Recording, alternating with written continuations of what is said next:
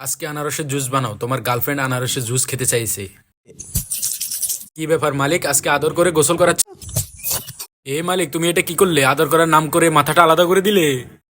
এ মালিক, তুমি আমার পিছনে এটা ঢুকাচ্ছ কেন? এখন যদি তোমার পিছনে এটা ঢুকিয়ে দিই কেমন লাগবে? হ্যাঁ